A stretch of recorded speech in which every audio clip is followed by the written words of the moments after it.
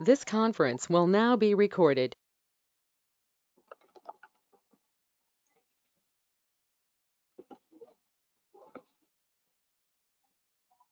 Okay, so before I start the demo, let me introduce myself. So this is Prasad. So I have 14 years of experience. I'm working as an architect, and I'm currently working in one of the reputed MNC. From past 6 years, I'm there. Okay, so I started my own institute like 1 year back, so which is VGuide Technologies. Okay, so and I have 5 years of teaching experience. So I was teaching in different institutes of in Marathalli. Okay, so three institutes I was teaching before I start my own institute, but I still teach in other institutes. But currently, because of Corona, so I'm teaching online, and it is only through my institute. Okay, anyway, so I have like offline, online classes, but currently it will be only offline, sorry, online class, no offline.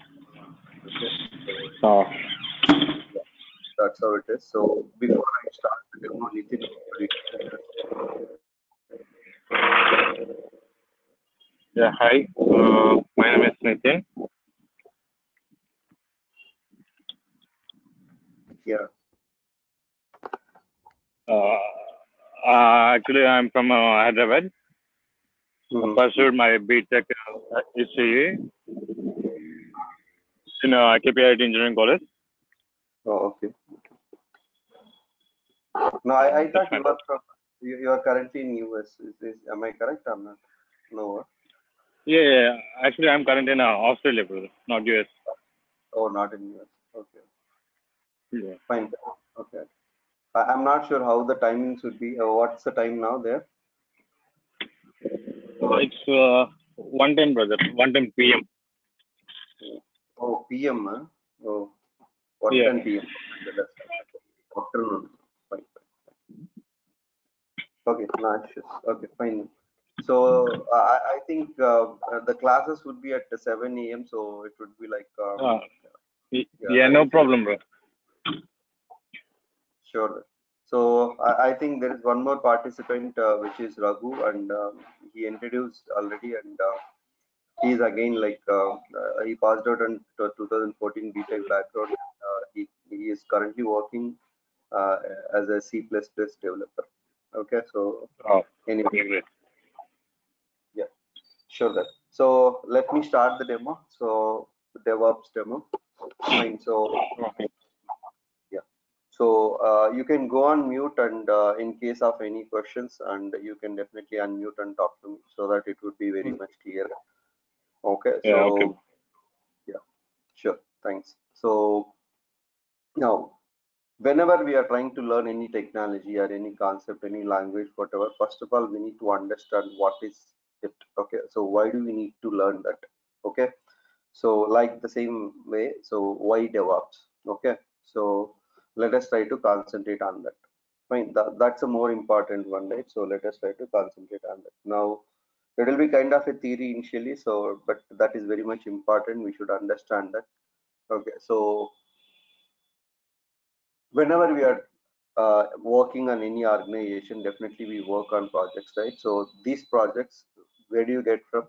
From the clients. Okay, so from some other organization, from or any other business guys will be allocating that particular project to you. Okay, but how do you get that? Okay, so it's not client will not be directly assigning that particular project to one organization, right? Client would be verifying n number of organization, and based on some considerations, client would be assigning the project to one particular organization. Okay, so my point is one moment.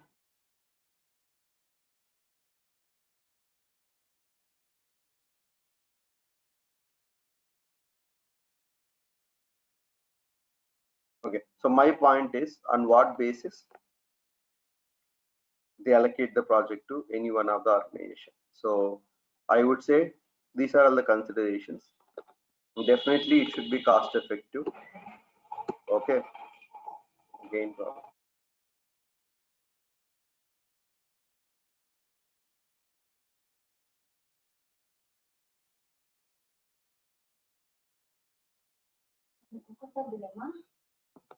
it should be cost effective, and high availability is very important. Okay, so high availability, and definitely they look for quality. Okay, so these are all the considerations. Okay, so based on that, okay, so client would be assigning the project to you. Okay, so definitely it should be cost effective, and always if you are maintaining that particular application, okay, so it should be highly available, and they also look for quality. Okay, so that's how it is, right? But every organization wish to achieve this, but for some reason it is not happening for all. Okay, so what do? We will divide organization into two teams. Okay, so one is development team, and second one is operational team. So who comes under development team? Developers, testers, project managers, whoever is responsible for delivering the project, they come under development team. Who comes under operational team? So these guys are admins, right? Okay, so they will be owning the environments like test, UAT, and production environments. Okay, so they are the responsible guys to deploy the application into those environments. Okay, so there are some technical words I'll be keep using it. I'll anyway, like development and deployment, I'll come to that. And before that, so see, day-to-day life, definitely these guys would be facing some problems. Okay, so developer team members and operational team members, if you can able to find the problems faced by these two teams, and okay, and provide the solutions to those problems, then we can achieve this. Okay, because there are some problems, that's the reason. Okay, so we are not able to achieve this particular one. Okay, so now I wish to add one more here, so which is like fastest delivery. Whoever delivers it fast, okay, so that would be allocated them, right? So there shouldn't be much delays. Okay, fine. Now let us try to understand the problems faced by development team members and operational team members, and try to provide the solutions to those problems. Then we can achieve these four. Okay, yeah, tell me. No, nothing. Okay, fine. So now there is something called development and deployment. What do you mean by development? So I have some requirement. For that particular requirement, I'll be writing some code, and making it work in my system is called development. And what is deployment? It is successfully running in my system, but I wish to run it in some other system or some other environment. Okay, so just the copying files from this system to another system will not work, right? So we'll have to configure few things, like we'll have to install some softwares, and we'll have to copy some files from somewhere. Okay, so then you will have to provide some permissions and all. Then you copy the files from this system to another system and make it work in that particular system is called deployment. Okay, so in simple terms, I wish to, it is one application is running in my system, I wish to run it in your system. How do you do it? Okay, so just copying the files from my system to your system will not work. So you will have to configure few things, then you copy the files from my system to your system, and it works, right? Okay, so that is called deployment. Okay, so now, and there are like environments like dev, test, UAT, and production environments. Okay, so dev environment always belongs to the developers. So what do you mean by dev? What do you mean by environment? Environment is like a set of systems. Okay, so in that particular system, so required softwares you would be configuring it. Okay, so then on top of it you will be deploying it. Okay, but that environment would be accessible only to the developers. So whenever developers wish to test their application as a whole, so they will be deploying into that particular environment. Okay, so in that, using that environment, they'll be verifying the application. Okay, but test environment belongs to testers. Okay, and UAT environment belongs to the client. Okay, so that is for user acceptance test. So so the client would be testing it over there. Once clients approves, yes, application is working properly, it is good to go ahead for the production, then you will be deploying into the production. In the production, actual users will be using it. Okay, so these are all the environments. So we will be keep using that particular words. Okay, so development, deployment, and the environments, and dev, test, UAT, and production. So that's the reason I just explained it. Now, so let us focus on the issues faced by development team. Okay, so whenever we say development team, definitely there will be developers. Okay, so developers will be developing it, right? Okay, so when they develop, so they'll be writing some code, right? So that particular code, we call it a source code. So where do we store that particular source code? Initially in their systems, and later on we will be pushing that particular code into the version control system. So in this case, I am taking an example of Git. So into this particular version control system, let's say they are trying to push the code. Okay, so the reason is, if they are storing in their this system only, and if they are not using any version control system, so if that system get crashed, they will be losing the entire code, and sharing the code between other developers also becomes a problem. That's the reason we'll be keeping it in some other server with the help of version control system. Okay, so anyway, that we'll be learning in detail in the very first class. You'll understand that. Fine. Now, so your code is stored into the Git. Now let's say you have the code in the Git, but the question is, deploying the code into the dev environment is a responsibility of the developers. Okay, so they'll be deploying the code once in a day. Okay, so they'll not be deploying multiple times a day. The reason is they are developers, so their core part is the development work. Okay, so they'll be focusing on that development, and deploying they'll be doing it once in a day. Let's say in the evening, 5:30 or 6 o'clock, before they leave office, they are trying to deploy the code into the dev environment. Okay, now while deploying the code into the dev environment, if they find any issues, okay, now everyone in the team should sit and fix that particular issue. The reason is, okay, so from morning to evening, multiple developers might have pushed the code into the Git. Okay, so we don't know who introduced that particular issue. So that is the reason everyone in the team should sit and fix that particular issue, and they are supposed to fix it on the same day. They shouldn't come on the next day and try to fix that particular issue. The reason is, we work on agile methodology. Okay, so what is agile is the question. So any idea about agile, anyone? No, sir. Okay, fine. So let me explain that. Fine. So before agile, I wish to make you understand there is something called software development life cycle.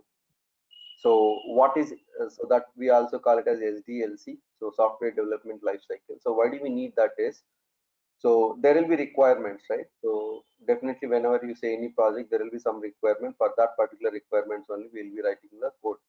Directly you don't write the code, you'll have to follow some process. So that process,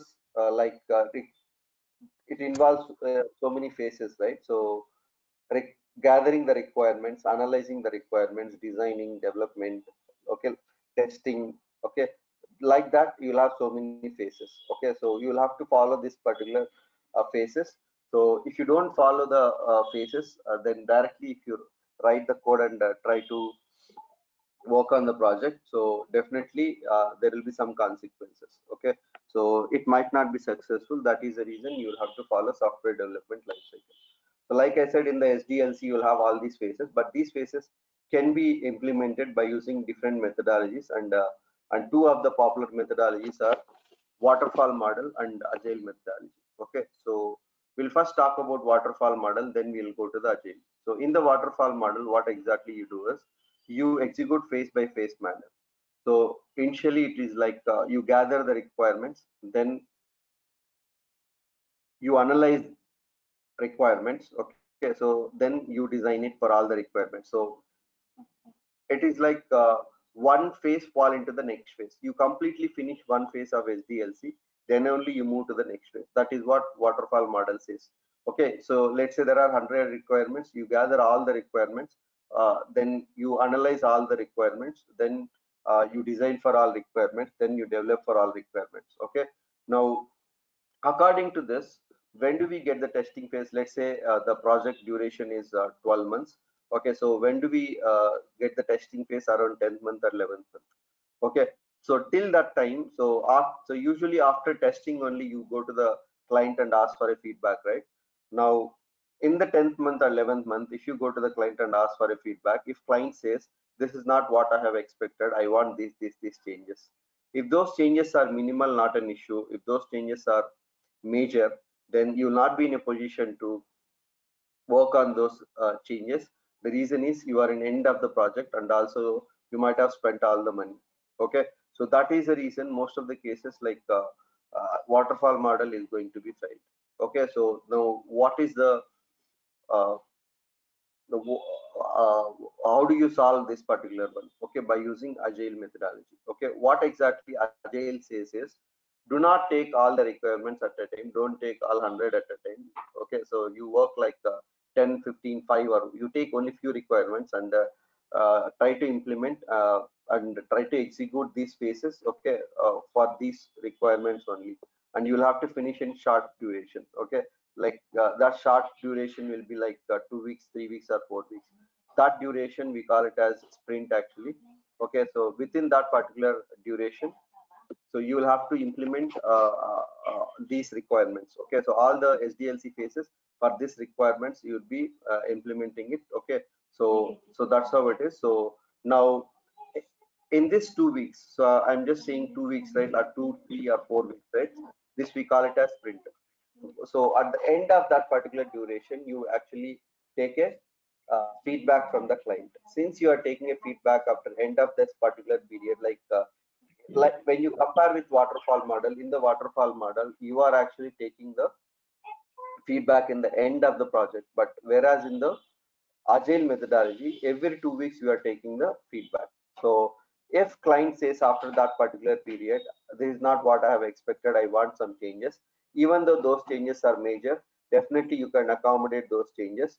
The reason for that is you are taking frequent feedbacks. Okay, so every 2 weeks you are taking a feedback. Okay, so definitely you have time to work on that particular one. It is not like after end of the project you are taking a feedback. So that is the reason agile methodology works. Okay, so it is like writing your semester exams instead of writing your final exams at a time. Okay, so that's how it is, right? So whatever the topics you get it in the syllabus, you get it in the each semester will not be repeated in the next semester, right?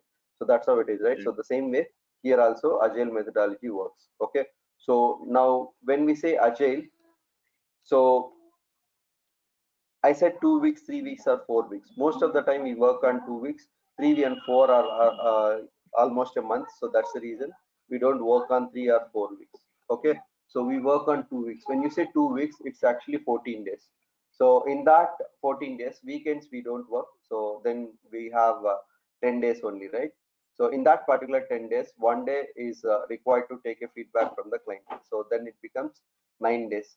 Okay, so one day is required for integration test, then it becomes 8 days, and half a day is required for planning the sprint. So what are all the requirements we should be taking for that particular sprint? So ultimately we'll have only 7.5 days.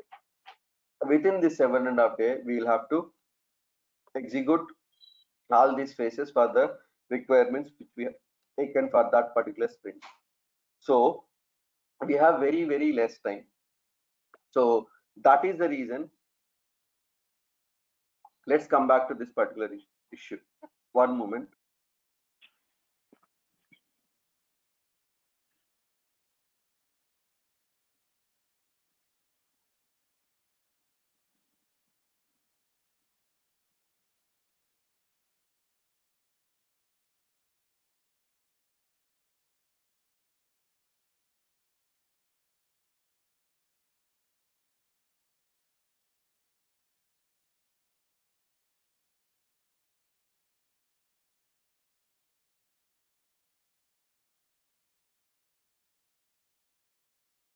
Okay, so that's the reason. So let's come back to this particular issue. So the issue faced by development team members.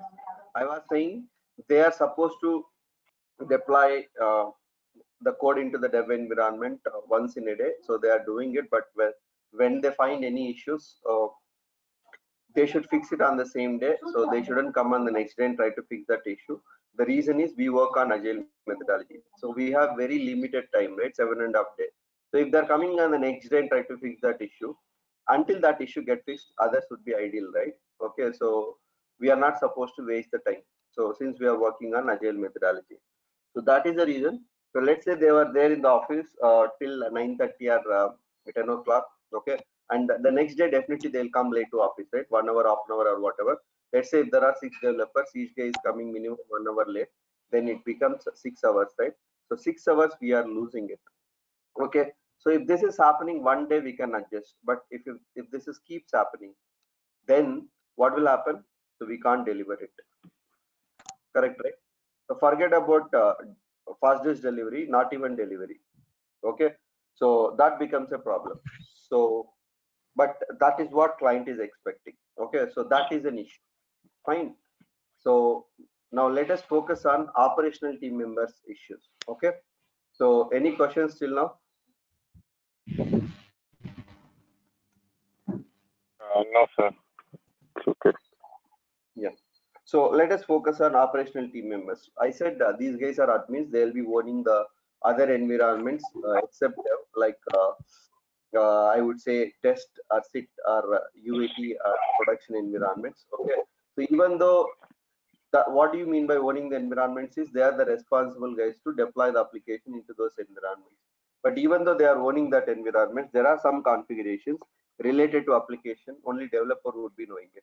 So that is the reason. Usually they both sit together and they'll be writing the instructions. This is how they should be deploying the application. Okay, so there will be some steps like a step by step. These guys they'll come to one understanding, and manually the operational team members would be deploying the application using these particular steps. But while deploying, if operational team member encounters any issue, then operational team member tries to contact development team member. Now development team member says, I am into agile, I am working on other tasks, okay, my own task, I can't assist you now. Whenever I get time, I'll assist you. So if that whenever comes quickly, not an issue. I'm just muting you guys. So if you wish to talk to me, you can unmute. Okay. So now I was, yeah. So but manually the operational team members tries to deploy the application into those environments, okay, by using the instructions agreed by both of them. But if any issue comes while deploying the application into those environments, operational team member tries to contact development team member. And now development team member says, I'm working on some my own task. Okay, so whenever I get time, I'll assist you. If that whenever comes quickly, not an issue. Otherwise, we are again delaying the delivery. Okay, so definitely the deployment process is getting delayed. Now client would be thinking that there is something going wrong. Okay, and definitely we are delaying it. Fine. So these are all the problems faced by development team member and operational team members. Fine.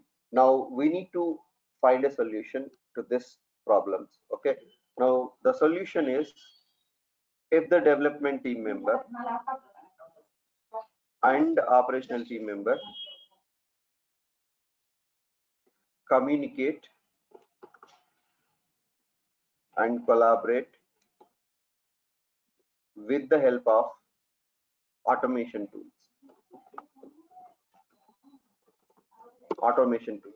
Okay. That is DevOps. The communication and collaboration between development team member and operational team members with the help of automation tool is DevOps. Okay, so theoretically it's fine, but practically how do you solve this?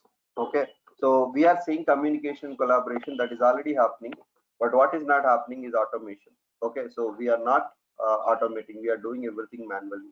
Okay, so let's try to automate it and find a solution for that particular one. Now let us try to focus on the first problem faced by development team. Okay, now they are trying to deploy the code in the evening 5:30 or 6 o'clock. Now the solution is don't do that. Each time developer push the code into the Git, you try to take a build. Okay, let's say there are 6 developers. Each guy is pushing the code 3 times a day, minimum 3 times a day. Now it's like 18 times, right? So each time developer push the code all 18 times. Whenever let's say I'm pushing the code at 11 o'clock, Okay, but left by someone in the team like takes a build at that time itself, okay, at 11 a.m. only. Okay, and if any problems are there, okay, so if that particular guy let everyone knows there is a problem in the build, so then everyone in the team need not to sit and fix that particular issue. The reason is at 11 a.m. everyone knows who pushed the code. I pushed it. Okay, so now I should be responsible person to fix that particular issue. Others can work on their own task, and we don't need to stay back in the night. That's a solution, right? So each time developer push the code, if you can able to take a build and let that particular guy knows there is a problem, then only that guy will fix that particular issue. But the problem here is, I was talking about there are 6 developers, each guy is pushing 3 times a day, then it becomes 18 times. All 18 times, if one developer is trying to deploy it, then that guy will be doing only the deployment work, not the development work. Okay, if then you'll have to hire one more person either to do the development or deployment. Okay, so then if you are hiring one more person, usually what will happen? So the cost will be increased. So we are not supposed to do that. So that is the reason what we should do. We should automate that particular process. So how do you automate? There are n number of tools, and I'm using one of the tool. Like I'm using a tool called Jenkins. So this is CI/CD tool. I'll come to that. What is CI and CD? Okay, but this is a tool. Okay, so using this particular tool, what you can do is you can create jobs. Okay, so jobs usually runs by itself. So you don't need to initiate it. Okay, you don't need to click on something. So this particular tool will be keep on verifying, is there any change in the git or not. If there is any change, it automatically pulls that particular code and triggers that particular job. Okay, now so what do you do is, in that particular job you configure such a way that, so you already have the code in the git, you take the code into the system wherever your Jenkins is running. Okay, so now you have the code in that particular system. It can be any technology, like it can be a Java, it can be .NET, or it can be any mobile application. Okay, doesn't matter. So ultimately you need to compile that particular code and deploy it, right? Okay, so now you take the code. Now I'm taking an example of Java. Okay, now you, so that particular job clones or pulls that particular code into the system wherever Jenkins is running. Now after that, the next part is we need to compile the code. So how do you compile the code? We need to use the related build technologies. Okay, so build management tools, I would say. Now in case of Java, so we can use either Ant, Maven, or Gradle. Okay, so now I'm saying, so let's say either Ant or Maven. Using that particular tool, so you compile the code. So what do you mean by compiling the code? Converting your source code into mission understandable language, right? So that's a compilation, right? Okay, so you compile the code. One moment.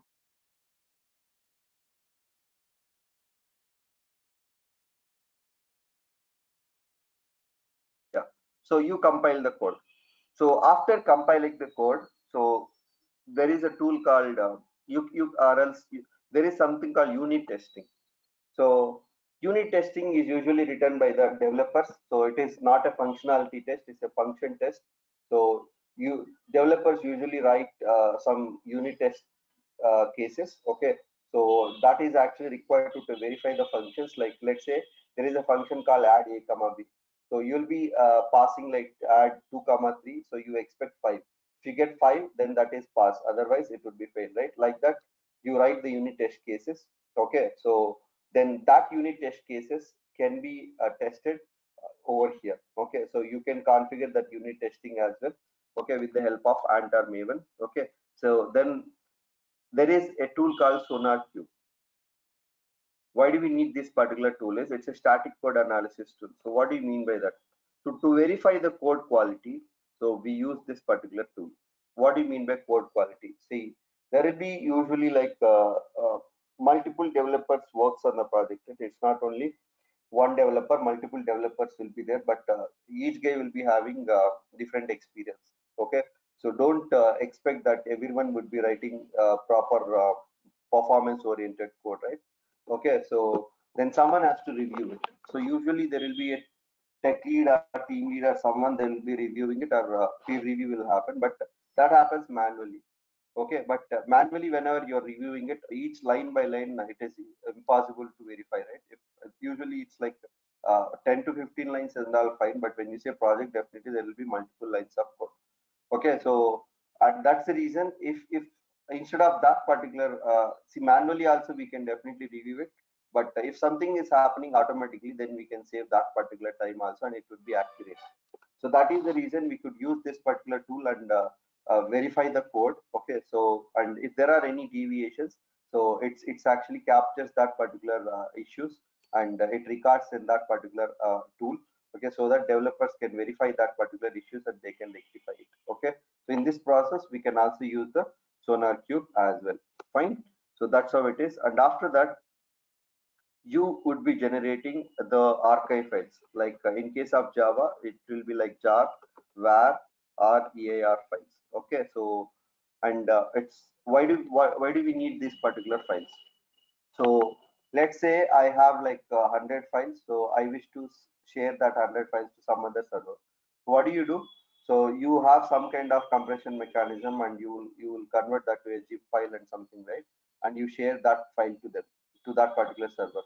Okay, so that kind of mechanism is jar, var, or EAR in Java. Okay, so that's how it is. Okay, so now this we call it as continuous integration. Now you have archive files. Okay, now this you can deploy it in some other application server or not, but here I'm not deploying it. I'm just saying till we generate these archive files. Okay, so that we call it as continuous integration.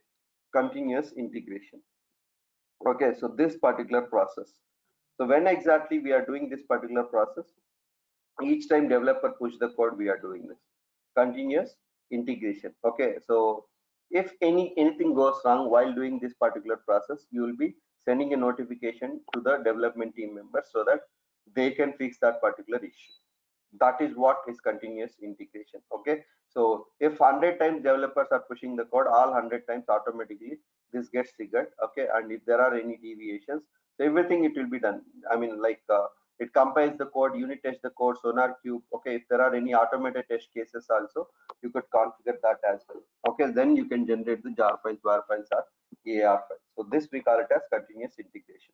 So using this mechanism, the first issue will be resolved. Okay, so now we are not taking the build in the evening. So we are taking the build each time developer push the code. Okay, so the first issue is resolved now. And how about the second issue? What is the second issue? When you are trying to deploy the code into the other environments, we are facing problems. Okay, even for that, you can create one more job. So in the Jenkins, it's not like only one job you can create it, multiple jobs you can have it. So I already have the archive file. So what I can do is, so I have the application server. There will be something called application server like Tomcat or a JBoss or something. Okay, into this particular server, I wish to deploy my var files. Okay, so why do we need application server? To host that particular web application, we need to have it application server. Okay, so with the help of one more job, you just deploy this particular var file into that particular Tomcat. Okay, so that we call it as continuous delivery or deployment. Okay, CD we call it as.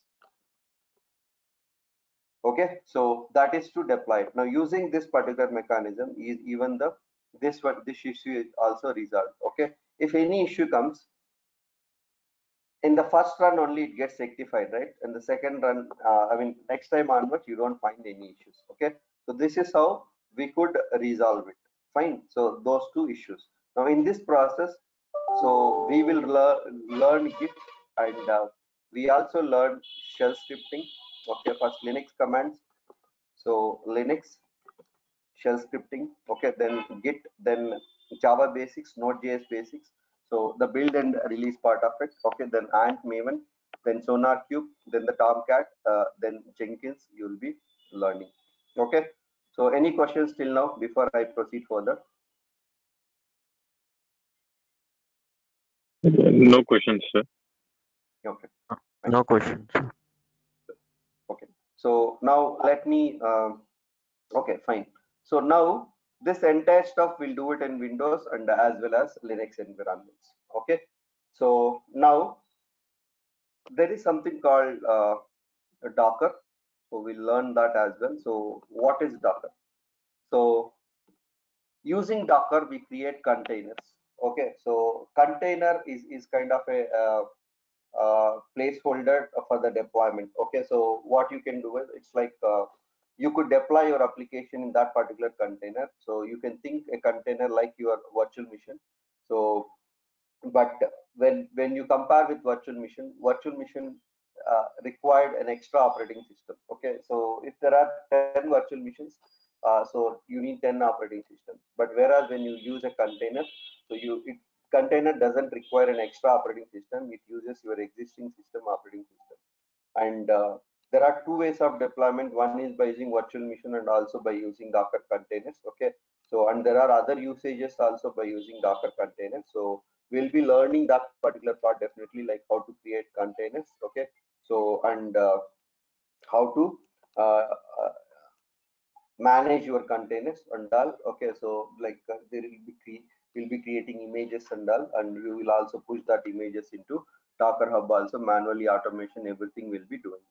Okay, so with the help of Docker containers. Okay, so and apart from that, we also use Kubernetes. I was just talking about how to manage the containers. So using this particular concept, you manage the containers in a cluster. Okay, cluster meaning there will be a number of virtual machines. Okay, so in detail, everything you'll be learning practically. You don't need to worry, even though you don't get it now, but later on in detail. First, I'll be explaining why do we need each tool and the usages of it. Then only we'll go to the practicals of it. Okay, so that's how it is. So Docker and Kubernetes, you will be learning it, and after that you'll also learn one configuration management tool, which is Ansible. Okay, so why do we need this? Let's say I wish to install one software and copy one file into one system. So manually you can definitely do it. Okay, but how about five? It takes some time. Okay, fine, but at least we can manage it. But how about 100? You can't do it, right? So it takes time, and also we make mistakes when you do it anything manually. Definitely we make mistakes. So that's the reason. So we actually use this particular tool. It's like configuration management tools. What do you do here is you write infrastructure as a code. So there will be something called YML files. We'll be using it in that particular files. The configuration, whatever is required, we'll be writing it, and Ansible executes. Ansible connects to each and every system and configures it for you. Okay, so that is the reason we need that part, Ansible tool. Okay, it's a configuration management system, and we also learned there is a tool called Nagios. So this is actually a monitoring tool.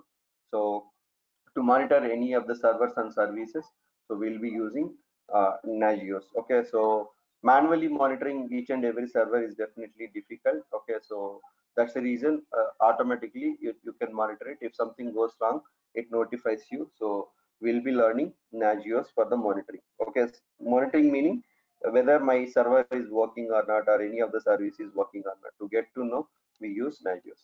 Okay, fine.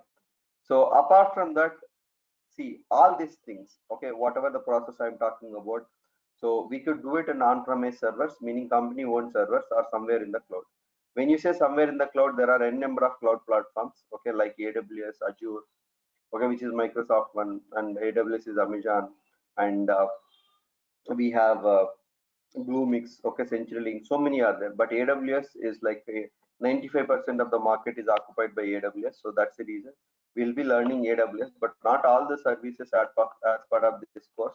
We'll be learning EC2, S3, and definitely basics of cloud platform, S3, IAM, okay, so auto scaling, load balancing, and VPC. So these are all the 6 services we'll be learning as part of this particular course. But if you are interested on full, you can definitely learn that as well.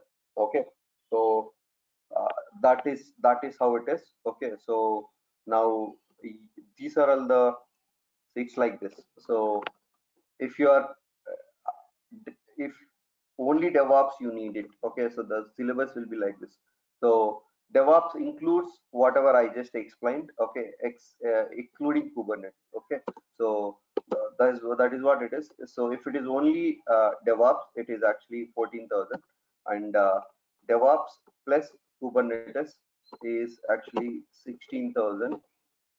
Okay, so then DevOps plus Kubernetes plus AWS, like other AWS services. Okay, so that becomes 24. Okay, so that's how it is. Okay, and if you're interested in Python, so instead of AWS, if you wish to have Python, then it becomes 24. But if you want all, then it becomes 30. Okay, so that's how it is. So, and everything would be practical. Okay, so in the class itself, I usually allow you to practice. Okay, and any other tools which are required for the I mean to install anything is if required, I'll be letting you know how to install it and the way to install it and everything, so you don't need to worry about it. Okay, and definitely we'll be creating one AWS account, and the Linux environment and all will be learning over there only. Okay, so in the AWS, and the AWS account is free for 12 months. Okay, and we should wisely use it so that nothing will be chargeable. Okay, any questions? Anyone now? No questions, sir.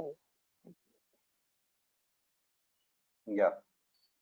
So uh, there are two, right? Okay, fine. So Nitin, no questions, right? So how about Raghu? Yeah. No questions, sir.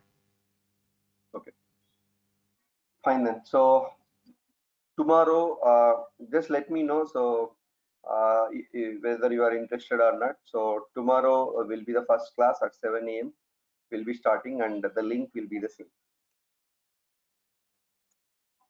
Okay, fine. Yeah, sure. Thank you. Okay. So Okay. we'll meet. Just ping me in the WhatsApp. Okay. So Okay. Okay, sir. confirmation. Okay. Sure. Thank you. Yeah, okay. Okay. Thanks. Thank you.